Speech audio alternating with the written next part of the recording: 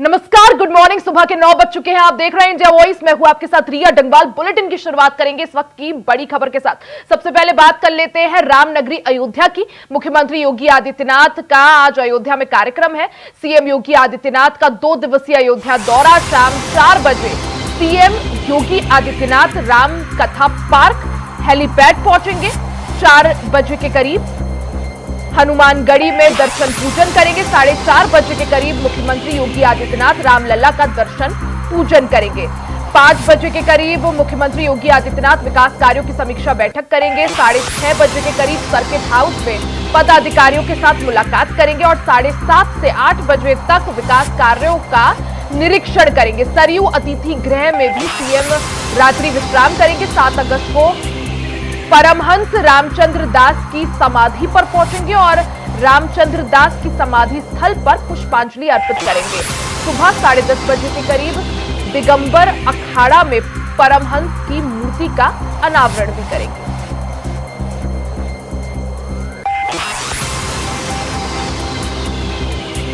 ज्यादा जानकारी के लिए सीधा रुख कर लेते हैं संवाददाता विनय मिश्रा का। विनय, आज मुख्यमंत्री योगी आदित्यनाथ का अयोध्या में दौरा है। अयोध्या में कई सारे उनके कार्यक्रम हैं। अगर कार्यक्रमों की बात करें, क्या कुछ मुख्यमंत्री योगी आदित्यनाथ के कार्यक्रम, क्या कुछ आज का पूरा शेड्यूल? जी बिल्कुल, यही यहाँ पे बता दूं कि मुख्यमंत्री योगी आदित्यनाथ का जो है 2 दिवसीय यहाँ पे दौरा है और लगभग शाम को 4 बजे करीब में ये अयोध्या पहुंचेंगे और वहां से पहुंचने के बाद में जो है हनुमानगढ़ी का दर्शन करेंगे। दर्शन करने के बाद जो है सरयू में आरती का कार्यक्रम उनका 8:30 से 9 बजे के बीच में है। और उसके बाद जो है अतिथि गृह में आकर के जो है वहाँ पे अधिकारियों के साथ बैठक करेंगे। समीक्षा बैठक है और ये माना जा रहा है कि लोकसभा चुनाव के बाद ये योगी आदित्यनाथ का यहाँ पे पहला दौरा है। और फिर उसके बाद कल भी इनका प्रोग्राम है। सुबह 10 बजे करीब जो है परमहंस की समाधि स्थल पे वहाँ पे पहुंचेंगे। उनकी पुण्यतिथि है, वहाँ पे पुष्पांजलि चढ़ाएंगे। उसके बाद मूर्ति का अनावरण है। इस कार्यक्रम को समाप्त करने के बाद जो है 11 बजे जो है श्री राम हेलीपैड से जो है अम्बेडकर नगर के लिए निकल जाएंगे। बिल्कुल, यानी विनय, मुख्यमंत्री योगी आदित्यनाथ का 2 दिवसीय अयोध्या दौरा काफी खास और अहम। हनुमानगढ़ी पहुंचकर दर्शन पूजन भी करेंगे, भगवान रामलला के भी दर्शन पूजन करेंगे। अगर सीएम योगी के दौरे को लेकर तैयारियों की बात करें, क्या कुछ आज तैयारियां? बिल्कुल, तैयारियां को लेकर के प्रशासन पूरी तरीके से अलर्ट है। सुरक्षा व्यवस्था को लेकर के जो है सेफ्टी जो है जगह जगह जो है बैरियर लगा दिया है। कोई भी संदिग्ध व्यक्ति है तो उसकी निगरानी भी हो रही है। सीसी कैमरे की भी लगी हुई है जिसकी मॉनिटरिंग जो है एसएसपी कार्यालय से हो रही है। इस तरीके माना जा रहा है सुरक्षा के पूरे पुख्ता इंतजाम है। और हनुमानगढ़ी पे दर्शन करने के लिए शाम 4:30 बजे करीब में पहुंचेंगे तो वहाँ के जो आसपास के मंदिर है उसको भी सुरक्षा के दृष्टि से सुरक्षा कर्मी वहाँ पे लगा दिए गए हैं और पूरी तरीके से अयोध्या अलर्ट मोड पे है क्योंकि मुख्यमंत्री का दौरा जो है काफी अहम भी माना जा रहा है। और लोकसभा चुनाव के बाद यहाँ पे इनका प्रथम दौरा है। उपचुनाव भी होने वाला है तो ये माना जा रहा है कि मिल्कीपुर में जो विधानसभा चुनाव होने वाला है उसको लेकर के भी यहाँ पे पदाधिकारियों से जो बैठक लेंगे, गुफ्तगू बैठक करेंगे। ऐसे जो उम्मीदवार है उसके चुनाव को लेकर के यहाँ पे काफी अहम बैठक भी हो सकती है। बिल्कुल, क्योंकि जिस तरह से फैजाबाद सीट की बात करें तो उत्तर प्रदेश में कई सारी ऐसी सीटें थी जहां पर बीजेपी का प्रदर्शन निराशाजनक रहा, जिसमें से एक सीट फैजाबाद भी थी जिसको लेकर विपक्ष ने जमकर, आज भी होता है कि राम मंदिर के मुद्दे पर या फैजाबाद में हारने को लेकर विपक्ष जमकर मुख्यमंत्री योगी आदित्यनाथ हो या भारतीय जनता पार्टी पर डायरेक्ट अटैक करता हुआ दिखता है। अब जिस तरह से अयोध्या की ही एक सीट है मिल्कीपुर, जहां विधानसभा का उपचुनाव होना है, क्या माना जाए, जैसा आपने भी कहा पदाधिकारियों के साथ महत्वपूर्ण बैठक करेंगे, क्या कुछ खास इस बैठक में? इस बैठक में मुख्य बैठक में यही है कि जो उम्मीदवार है किस प्रत्याशी को यहाँ पे उतारा जाए क्योंकि कई प्रत्याशियों के दावेदारी यहाँ पे पेश की गई है। उनमें से लगभग 30 से 35 लोग हैं लेकिन इनमें चुनाव करना जो है काफी कठिन है क्योंकि जो उपचुनाव होने वाला है वो बीजेपी के लिए काफी महत्वपूर्ण है क्योंकि फैजाबाद जो संसदीय चुनाव हुआ था उसमें उसको हार का मुंह देखना पड़ा था। और ये इसमें बीजेपी पूरी तरीके से जो अलर्ट मोड पे है कि इस सीट को किसी भी तरीके से जीतना है, इसलिए वो प्रत्याशी का भी चयन जो है बहुत सोच समझ के कर रही है। और भी कैबिनेट के मंत्री भी यहाँ पे आए थे, सर्वे करके गए हैं कौन प्रत्याशी को चुनाव मैदान में उतारा जाए। ये निश्चित तौर पर माना जा रहा है कोई भी प्रत्याशी आएगा लेकिन ये बहुत दमदारी से चुनाव लड़ेगा। बिल्कुल, यानी मिल्कीपुर जो सीट है अयोध्या की वो बीजेपी के लिए साख की सीट बन गई है। और जहां दूसरी तरफ विनय, समाजवादी पार्टी से सांसद अवधेश प्रसाद के बेटे को मिल्कीपुर से चुनाव लड़ाने की चर्चाएं हैं, वहीं अब बीजेपी कैसे टक्कर देगी? जी बिल्कुल, यहाँ पे क्योंकि पिछड़ा वर्ग काफी है और अनुसूचित जाति के भी वोट है, तो इन्हीं सभी वोट को बटोरने के लिए प्रत्याशी का चयन इस तरीके से करेगी जिसकी समाज में भी पकड़ हो और आम जनता में पकड़ हो। तो बीजेपी उसी तरीके का प्रत्याशी उतारने का यहाँ भरपूर प्रयास भी करेगी और जो सपा है वो भी इस सीट को किसी भी कीमत पर नहीं खोना चाहेगी, क्योंकि ये सीट जो है उसके लिए भी काफी अहम है। अखिलेश यादव ने भी यहाँ पे जो है अपने प्रत्याशी का चयन करने में अजीत प्रसाद के बेटे है ही और भी एक दोनों नाम चल रहे चर्चा में, उनको भी यहाँ पे चुनाव मैदान में उतार सकती है। और जिस तरीके से अयोध्या में भदकता कांड देखने को मिला है, उसके सपा जो है बैकफुट पे भी यहाँ पे नजर आ रही है। यानी आज का ये मुख्यमंत्री योगी आदित्यनाथ का दौरा विनय काफी महत्वपूर्ण। साथ ही अगर बात करें जिस तरह से विकास कार्यों को लेकर आज समीक्षा बैठक भी सीएम अधिकारियों के साथ करेंगे। कई सारे ऐसे विकास कार्य हैं जो इस वक्त अयोध्या में चल रहे हैं, जिनको लेकर आज समीक्षा बैठक भी की जाएगी अयोध्या के विकास को और गति देने के लिए। आज की इस बैठक में क्या कुछ खास? जी बिल्कुल, विकास की गति को देने के लिए क्योंकि 84 कोसी परिक्रमा का भी जो निर्माण कार्य शुरू होना है, उसका प्रथम चरण जो है 32 शुरू हो चुका है और वो अयोध्या होते हुए बाराबंकी जनपद में मिलते हुए निकलेगी सड़क। उसकी भी समीक्षा बैठक यहाँ पे करेंगे। कई परियोजनाएं यहाँ पे लंबित चल रही है, उसको लेकर के भी यहाँ सीएम योगी जो है अधिकारियों से जो वार्ता करेंगे उसकी पूरी जानकारी भी लेंगे और तमाम ऐसे जो ओवरब्रिज बनने वाले थे वो उनको जो है टाल करके जो है दूसरी परियोजना में शामिल किया गया। तो इस सभी मुद्दों को लेकर के जो है यहाँ पे विस्तृत चर्चा करेंगे। बिल्कुल, यानी अयोध्या के विकास को और गति दी जा सके इसके लिए आज अधिकारियों के साथ भी समीक्षा बैठक करेंगे मुख्यमंत्री योगी आदित्यनाथ। विकास कार्यों का निरीक्षण भी करेंगे, समीक्षा भी करेंगे। साथ ही विनय, अगर सीएम योगी आदित्यनाथ क्योंकि आज रात अयोध्या में ही रुकेंगे, कल भी उनके कई सारे कार्यक्रम हैं, कल के अगर कार्यक्रमों की बात करें, कल क्या कुछ कार्यक्रम मुख्यमंत्री योगी आदित्यनाथ के? जी कल मुख्यमंत्री योगी आदित्यनाथ का कार्यक्रम जो है पुण्य तिथि है परमहंस की, तो उसका वहाँ पे 10 बजे करीब में जाकर के पुष्पांजलि अर्पण करेंगे और उसके बाद जो है मूर्ति का अनावरण का कार्यक्रम है। मूर्ति का अनावरण करने के बाद वो सीधे वहाँ से अम्बेडकर नगर के लिए निकल जाएंगे।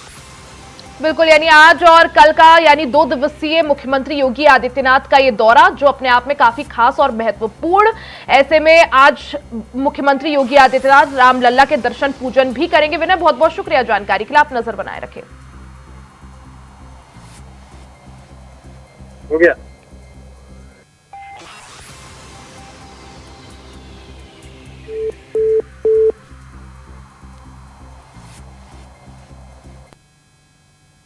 खबरों में आगे बढ़ते हैं, बात वाराणसी की कर लेते हैं। वाराणसी काशी विश्वनाथ मंदिर के येलो जोन में 2 मकान गिरे हैं।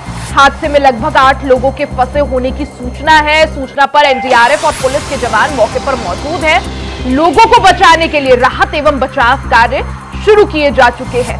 रेस्क्यू टीम ने अब तक 3 लोगों को रेस्क्यू कर बाहर निकाल लिया है। 2 घायलों को इलाज के लिए भेजा करीब चौरा अस्पताल। इस दौरान एक की हालत गंभीर होने पर उसे ट्रॉमा सेंटर रेफर किया गया। स्वास्थ्य विभाग और डॉग स्क्वाड की टीम मौके पर मौजूद है। प्रवेश द्वार 4A जाने वाली सिल्को गली वाले मार्ग पर यह घटना हुई है। तो एक बड़ी खबर आपको बताया दे काशी से, जहां काशी में काशी विश्वनाथ विशिष्ट परिक्षेत्र के येलो जोन में बड़ा हादसा हुआ है। यहां 70 साल पुराने मकान अचानक धराशायी हो गए, जिसमें गंभीर रूप से घायल एक सिपाही भी शामिल है। इसके अलावा विश्वनाथ मंदिर में ड्यूटी पर तैनात एक महिला पुलिसकर्मी भी गंभीर रूप से घायल हो गई, जिसे करीब चौरा स्थित मंडलीय अस्पताल में भर्ती कराया गया है। 9 लोग मलबे में दबे होने की संभावना है। 5 लोगों को फिलहाल रेस्क्यू किया जा चुका है।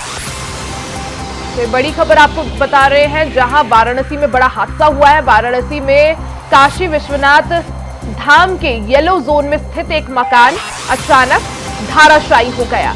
इस दौरान कई लोगों के मलबे में फंसे होने की आशंका है। वहीं राहत के लिए रेस्क्यू टीम लगातार मौके पर डटी हुई है।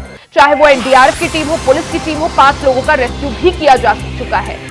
तो वाराणसी से खबर, जहां काशी विश्वनाथ मंदिर के येलो जोन में 2 मकान गिर गए। तस्वीरें आप देख सकते हैं किस तरह से मकान गिरने के बाद वहां पर मौके पर अफरा तफरी मची है। मलबा ही मलबा नजर आ रहा है। हादसे में लगभग 8 से 9 लोगों के फंसे होने की सूचना है। सूचना पर एनडीआरएफ और पुलिस के जवान मौके पर पहुंचे। लोगों को बचाने के लिए राहत बचाव कार्य लगातार जारी है। रेस्क्यू टीम ने 3 से 5 लोगों को फिलहाल बाहर निकाल लिया है। 2 घायलों का इलाज चल रहा है, जिन्हें इलाज के लिए अस्पताल भेजा गया है। इस दौरान एक की हालत ज्यादा गंभीर है। वहीं मौके पर स्वास्थ्य विभाग और डॉग स्क्वाड की टीम मौजूद है। प्रवेश द्वार 4A के जाने वाली सिल्को गली वाले मार्ग पर यह दुर्घटना हुई है। तो काशी विश्वनाथ मंदिर का जो येलो जोन है उसके पास 2 मकान अचानक गिर गए, धाराशायी हो गए। 2 मकान गिरने से 8 से 9 लोगों के मलबे में फंसे होने की आशंका है।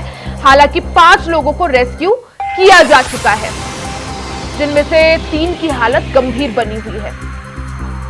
तो 70 साल पुराने ये मकान बताए जा रहे हैं जो अचानक से धाराशायी हो गए, जिनमें गंभीर रूप से घायल एक सिपाही भी शामिल है। इसके अलावा विश्वनाथ मंदिर में ड्यूटी पर तैनात एक महिला पुलिसकर्मी भी घायल हुई है। सभी घायलों को फिलहाल अस्पताल भर्ती कराया गया है। एनडीआरएफ की टीम मौके पर मौजूद है, पुलिस विभाग की टीम मौजूद है। तस्वीरें आप देख सकते हैं किस तरह से काशी विश्वनाथ मंदिर के yellow zone gate number A के पास ये हादसा हो जाता है, जिसमें 2 70 साल पुराने मकान धाराशायी हो गए। मलबे में कई लोगों के फंसे होने की आशंका है। एनडीआरएफ और पुलिस विभाग की टीम मौके पर डटी हुई है। रेस्क्यू अभियान चलाया जा रहा है।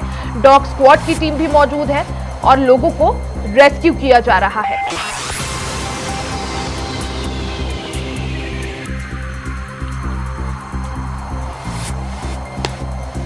तो काशी विश्वनाथ मंदिर के प्रवेश द्वार 4A को जाने वाली रोड के पास यह हादसा।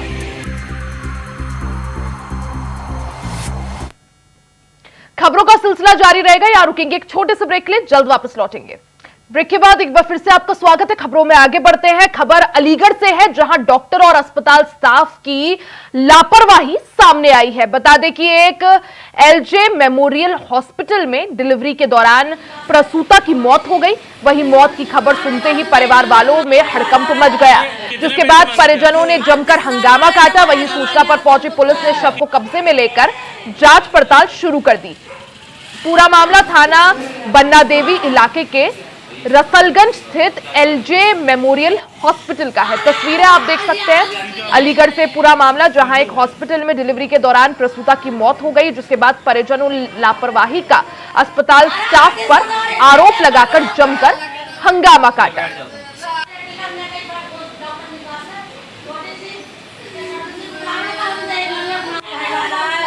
कितने पैसे मांगे थे आप? 38,000 मांगे थे, वो है तो मेरा सब कुछ।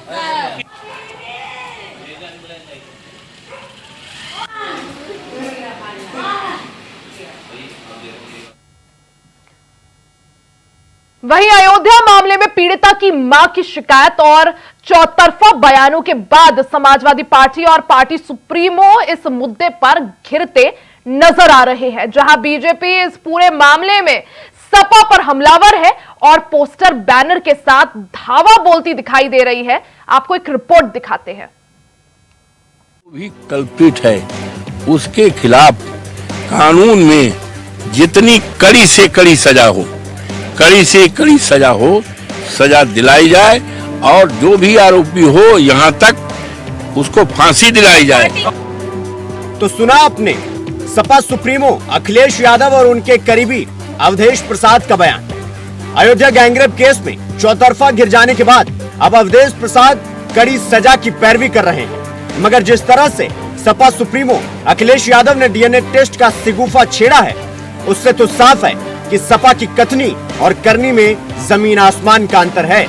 दरअसल सपा के लिए अयोध्या का मामला अब गले की हड्डी बन चुका है, जिसे न निगलते बन रहा है न उगलते। तभी तो आरोपी के खिलाफ तमाम मामले सामने आने के बाद भी जिस तरह से समाजवादी पार्टी अभी भी अधिकारियों पर झूठ गढ़ने की बात कर रही है, उससे सपा की मंशा और नियत साफ है कि DNA टेस्ट का बहाना देकर ठीकरा अधिकारियों के सिर फोड़ा जा रहा है।